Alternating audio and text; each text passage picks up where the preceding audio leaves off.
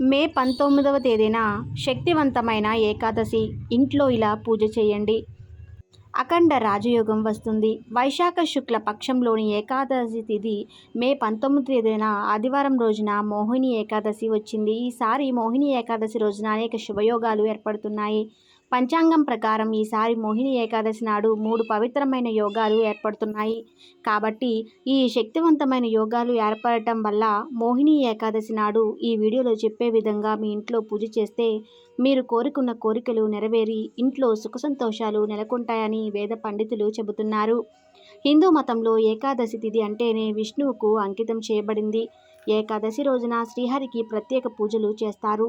వైశాఖ మాసంలోని శుక్లపక్షంలో వచ్చే ఏకాదశిని మోహిని ఏకాదశి అని అంటారు. ఈ రోజుకి విశేష ప్రాముఖ్యత ఉంది. ఈ ఏకాదశి రోజున విష్ణుతో పాటు మోహిని అవతారాన్ని పూజిస్తారు. మనం తెలియక చేసిన పాపాలన్నీ తొలగిపోవాలని, సుఖ సంతోషాలతో జీవించాలని భక్తులందరూ మోహిని ఏకాదశి వ్రతాన్ని ఆచరిస్తారు. ఈ రోజున పూజలు చేయటం ద్వారా మీకు సుఖ సంతోషాలు ప్రాప్తిస్తాయి. ఏకాదశి రోజున అతి శక్తివంతమైన అమృత యోగం ఏర్పడింది. మే 19 ఆదివారం ఉదయం 5:28 నుంచి మే 20 సోమవారం ఉదయం 3:16 వరకు అమృత యోగం ఉంటుంది. ఈ అమృత యోగంలో మీరు చేసే పూజలకు, దానాలకు ఎంతో పుణ్యం లభిస్తుంది. మే 19 ఏకాదశి రోజున స్త్రీలు ఉదయాన్నే నిద్రలేచి ఇల్లంతా శుభ్రం చేసుకొని తలస్నానం చేసి పూజ గదిని అలంకరించుకొని పూజ చేయండి. ఏకాదశి రోజున పూజ చేసేటప్పుడు పసుపు రంగు దుస్తులు ధరిస్తే మంచిది. అలాగే పూజ చేసేటప్పుడు చామంతి పూలను దేవునికి సమర్పిస్తే ఇంకా మంచిది. పూజలో దేవునికి నైవేద్యంగా 2 అరటిపండ్లు లేదా ఒక చిన్న బెల్లం ముక్క నివేదించినా మంచిది. ఏకాదశి రోజున పూజ చేసేటప్పుడు ఓం నమో భగవతే వాసుదేవాయ నమః అనే మంత్రాన్ని 3 సార్లు జపిస్తే చాలా మంచిది.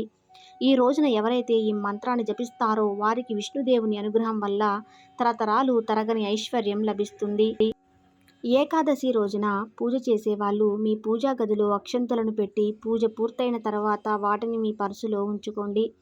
ఇలా చేస్తే మీ ఇంట్లో డబ్బు ప్రవాహం పెరుగుతుంది. అలాగే మీ ఇంటిపై లక్ష్మీ కటాక్షం ఎల్లప్పుడూ ఉంటుంది. ఏకాదశి రోజున చేసే దీపారాధన వల్ల రెట్టింపు పుణ్యఫలం పొందవచ్చు. ఏ ఇంట్లో అయితే ఈరోజు దీపారాధన చేస్తారో ఆ ఇంట్లో లక్ష్మీదేవి నివసిస్తుంది. ఏకాదశి నాడు ఉపవాసం ఉన్నవారికి అనేక జన్మల పాపాలు నశిస్తాయి. ఈరోజు ఉపవాసం ఉండని వాళ్ళు మాత్రం సాయంత్రం సమయంలో అన్నం, ఉల్లిపాయ వంటి ఆహార పదార్థాలను పొరపాటున కూడా తినకూడదు. అలాగే మద్యపానం సేవించడం, మాంసాహారం వంటి వాటిని దూరంగా ఉండాలి. రోజు పూజ చేయలేని వారు ఈ ఏకాదశి రోజు ఇంట్లో పూజ చేస్తే రోజు పూజ చేసినంత పుణ్య ఫలితం లభిస్తుందని పండితులు అంటున్నారు. క్షీరసాగరం అదనం చేసే సమయంలో అమృతం బయటకు వచ్చింది. ఈ అమృతం కోసం ఒక పక్క దేవతలు, మరో పక్క రాక్షసులు మధ్య పోటీ నెలకొంది. దేవతల కంటే రాక్షసులు బలవంతులుగా ఉన్నారు. అప్పుడు సకల దేవతలు అందరూ మహావిష్ణువుని ప్రార్థించారు. అప్పుడు మహావిష్ణువు మోహిని రూపం ధరించి రాక్షసులను బంధించాడు. రాక్షసుల చేతికి అమృతం చిక్కకుండా దేవతలకు అందేలా చేశాడు. అందుకే ఈ ఏకాదశిని మోహిని ఏకాదశి అంటారు. ఏకాదశి రోజున స్వయంగా శ్రీ మహావిష్ణువు మోహిని అవతారాన్ని ధరించాడు. కాబట్టి ఏకాదశి చాలా శక్తివంతమైనది. ఏకాదశి రోజున లక్ష్మీదేవి మరియు విష్ణుదేవుడు రావి చెట్టులో కొలువుంటారని నమ్మకం. కాబట్టి ఏకాదశి రోజున మీ ఇంటి దగ్గరలో ఉండే ఏదైనా దేవాలయానికి వెళ్ళి అక్కడ ఉన్న రావి చెట్టు కింద దీపం వెలిగించి రావి చెట్టు చుట్టూ 3 ప్రదక్షిణలు చేయాలి. ఏకాదశి రోజున ఎవరైతే రావి చెట్టుకు ప్రదక్షిణలు చేసి రావి చెట్టును ముట్టుకొని నమస్కారం చేస్తారో వారికి ముక్కోటి దేవతలు ఆశీర్వాదం లభిస్తుంది. అలాగే ఈ రోజున రావి చెట్టుకు నీళ్లు పోస్తే మీ ఇంట్లో డబ్బు సంపదలు, అలానే డబ్బు సమస్యలు లేకుండా మీ ఇంట్లో ఎల్లప్పుడూ డబ్బు ఉంటుంది. ఏకాదశి రోజున 2 రావి చెట్టు ఆకులను తీసుకొని వాటిని మీ పర్సులో ఉంచండి. ఇలా చేస్తే మీకు డబ్బు సమస్యలు ఉండవు. మీ పర్సులో ఎల్లవేళలా డబ్బు ఉంటుంది. ఎందుకంటే దేవుళ్ళు రావి ఆకుల్లో ఉంటారని నమ్మకం. ఏకాదశి రోజున మరీ ముఖ్యంగా తులసిని ఆరాధించడం మంచిది. ఇంట్లో తులసి మొక్క లేని వారు ఏకాదశి రోజున మీ ఇంటికి తులసి మొక్కను తెచ్చుకుంటే చాలా మంచిది. ఈ రోజున తులసి మొక్కలు తెచ్చుకోవటం వల్ల స్వయంగా లక్ష్మీదేవిని మీ ఇంటికి ఆహ్వానించినట్లే. ఏకాదశి రోజున మీ ఇంటి ప్రధాన ద్వారం ముందు వినాయకుడి చిత్రాన్ని ఉంచడం ద్వారా మీకు శుభ ఫలితాలు లభిస్తాయి. దీనివల్ల మీ ఇంట్లోకి దుష్ట శక్తులు రాకుండా ఉంటాయి. మోహిని ఏకాదశి రోజున మీకు ఏదైనా ప్రత్యేక కోరిక ఉంటే అది త్వరగా నెరవేరాలంటే ఒక పసుపు రంగు వస్త్రాన్ని తీసుకొని దాన్ని 4 అంచులుగా కుంకుమ బొట్టు పెట్టి అందులో కొన్ని డబ్బులు వేసి శ్రీహరి ఆలయానికి వెళ్ళి పసుపు వస్త్రంలో ఉన్న డబ్బులను దేవుని హుండీలో వేసి దేవునికి నమస్కరించి మీ కోరికను తీర్చమని దేవుడిని కోరుకోండి. ఇలా చేస్తే దేవుని అనుగ్రహంతో ఖచ్చితంగా మీ కోరిక నెరవేరుతుంది. ఏ భార్యాభర్తల మధ్య ప్రేమ పెరగాలి అన్నా, దంపతుల మధ్య ఉన్న గొడవలు పోవాలన్నా, మీ జీవిత భాగస్వామితో మీ సంబంధాన్ని బలోపేతం చేయాలనుకుంటే ఈ ఏకాదశి రోజున శ్రీ విష్ణు గాయత్రి మంత్రాన్ని జపించండి. ఆ మంత్రం ఏమిటంటే, నారాయణ విద్మహే వాసుదేవాయ ధీమహి తన్నో విష్ణు ప్రచోదయాత్.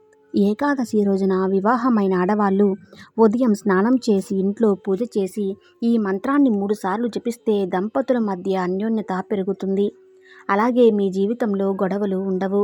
అలాగే చాలామంది ఎంత కష్టపడినా కూడా తమ జీవితంలో ఉన్నత స్థాయికి వెళ్ళలేరు. అలాంటి వారు తమ జీవితంలో పురోగతి సాధించాలనుకుంటే మోహిని ఏకాదశి రోజున నీటిలో కొద్దిగా గంగాజలం కలిపి స్నానం చేయండి. అలా చేస్తే మీ జీవితంలో ఉన్న అడ్డంకులన్నీ తొలగిపోయి మీరు త్వరలోనే ధనవంతులు అయ్యే అవకాశం ఉంది. హిందూ విశ్వాసాల ప్రకారం ఏకాదశి రోజున సాయంత్రం సూర్యుడు అస్తమించిన తర్వాత ఉప్పు తినకూడదని అంటారు. ఏకాదశి రోజున ఉప్పు తింటే మీ జాతకంలో దోషాలు ఏర్పడి అనారోగ్య సమస్యలు వచ్చే అవకాశం ఉంది.